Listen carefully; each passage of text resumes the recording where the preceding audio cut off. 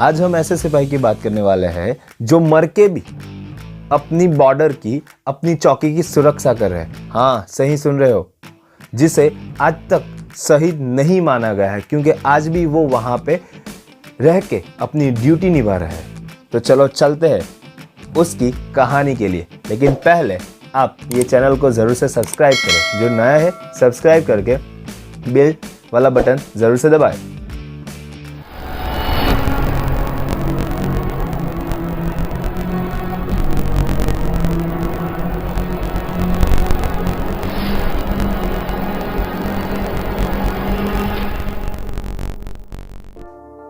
हाय, मैं चिराग परमार आप सबका स्वागत करता हूं मेरी चैनल कारवेशन में। आज हम ऐसे सिपाही की बात करने वाले हैं जो 72 घंटे तक लड़ते रहे और 300 से ज्यादा चीनी सैनिक को मार गिराया। उसका नाम है जसवंत सिंह रावत। आज हम उसकी बात करने वाले हैं। जसवंत सिंह रावत का जन्म 19 अगस्त 1941 में उत्तराखंड के पावरी गढ़वाल जिले में हुआ था। उनके पिता का नाम गुमान सिंह रावत है। वो गढ़वाल 4 राइफल यूनिट की एक सिपाही थे। 1962 में इंडिया चाइना वॉर हुई थी, तभी इस वॉर का हिस्सा थे जसवंत सिंह रावत। गढ़वाल राइफल 4 की टुकड़ी में शामिल थे और ये तवांग के नेसरंग एरिया में हुई थी और वो एरिया अब अरुणाचल प्रदेश में आता है। हाँ, वो पूरा पथरीला विस्तार और 14,000 फीट ऊंचाई पे ये लड़ाई हो रही थी और वहां पे सिर्फ ठंडी ही थी, बर्फ था और ये गढ़वाल राइफल 4 वहां पे तैनात थी। चीनी सेना तवांग से आगे निकल के भारतीय बॉर्डर में घुस चुकी थी। अब हमारी सेना और चाइना की सेना में वॉर हो रहा था, आमने सामने लड़ाई हो रही थी। लेकिन सर्दियों की वजह से वहां पे जो असला पहुंचाया जाना था और जो राशन पहुंचाया जाना था वो बहुत मुश्किल था पहुंचाने के लिए। इसकी वजह से इंडियन गवर्नमेंट ने ये फैसला लिया कि हमारी सेना को वापस बुलाया लिया जाए और उसकी वजह से सभी सैनिक वापस आ रहे थे। लेकिन सिर्फ एक बंदा जसवंत सिंह रावत ने डिसाइड किया कि मैं वहीं पे रहूंगा और यही चीनी सेना को धूल चटाऊंगा। वो अकेले थे लेकिन फिर भी वहां रहने का उन्होंने फैसला किया। आप देख सकते हो उनकी दिमागी ताकत। जसवंत सिंह रावत वहां अकेले रह के कुछ तो करना था। इसकी वजह से वहां के स्थानिक प्रजा की, उसमें से 2 नाम नूरा और सैला, इस दोनों ने जसवंत सिंह रावत की हेल्प की और फायरिंग ग्राउंड बनाए। 3 फायरिंग ग्राउंड अलग अलग जगह पे बनाए। जब चाइना और चीनी सैनिक अंदर आ रहे थे तब जसवंत सिंह रावत तीनों ग्राउंड से अलग अलग जाके फायरिंग कर रहे थे और उनकी मदद कर रही थी नौरा और सैला।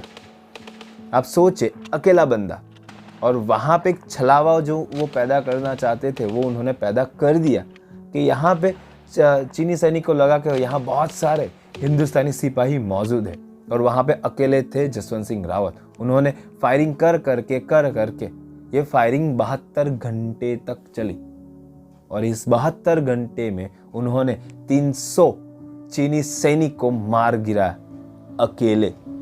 यह बहुत बड़ी बात थी और वो अकेले ये छलावा कब तक कंटिन्यू रख सकते थे। जब उनको राशन देने के लिए स्थानिक प्रजा आ रही थी तब एक आदमी चीनी सैनिक के हाथ में लग गया और चीनी सैनिक ने सब कुछ उगलवा लिया कि ये कैसे हो रहा है, क्या हो रहा है। तब उनको पता चला कि एक बंदा, सिर्फ एक बंदा। इसकी वजह से चीनी सैनिक ने उस बंदे को जसवंत सिंह रावत को घेर लिया। जसवंत सिंह रावत, यहाँ पे 2 स्टोरियाँ है। एक बार एक स्टोरी है इस तरह से जानी जाती है कि जसवंत सिंह रावत को मार दिया और उनका सर काट लिया गया, और दूसरी स्टोरी में ये बात है कि जसवंत सिंह रावत ने खुद को, अपने आप को गोली मार ली क्योंकि वो दुश्मन के हाथ से मरना नहीं चाहते थे। खैर, जो भी स्टोरी हो, लेकिन यहाँ पे चीनी सैनिक ने इस बहादुर सिपाही का सर काट लिया और अपने साथ ले गए। जब ये युद्ध खत्म हुआ तो उन्होंने ये सर लौटाया और उसके साथ साथ जसवंत सिंह रावत की पित्तल की एक मूर्ति भी दी क्योंकि वो जानते थे जसवंत सिंह रावत ने क्या किया था। ये बहादुर सिपाही जिन्होंने अकेले ही चीनी सैनिक को धूल चटा दिया था। जहां से जसवंत सिंह रावत ने लड़ाई लड़ी थी उस चौकी का नाम आज जसवंत सिंह रावत रख दिया गया और वहां पे उनका एक मंदिर भी है।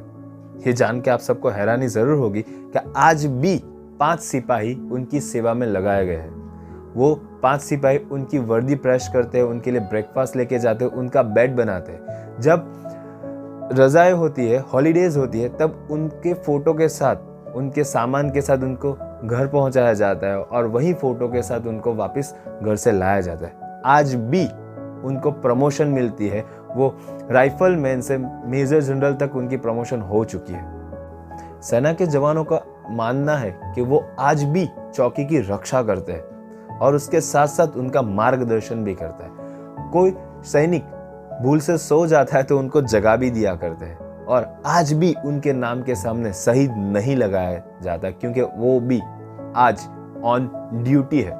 इसकी वजह से कभी भी उनको शहीद नहीं माना गया है।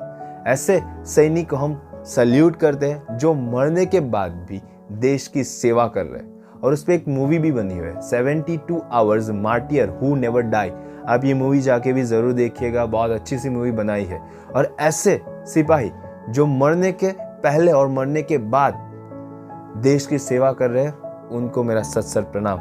और उनसे बहुत कुछ मोटिवेशन हमें मिल रहा है, वो हम देखेंगे क्विक मोटिवेशन में।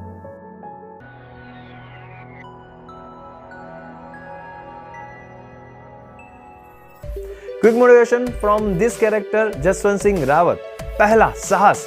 इंडियन गवर्नमेंट ने सभी सिपाही को पीछे बुला लिया था, लेकिन वो वहां पे अकेले रहे और 72 घंटे तक लड़ते रहे और 300 चीनी सैनिक को मार गिरा।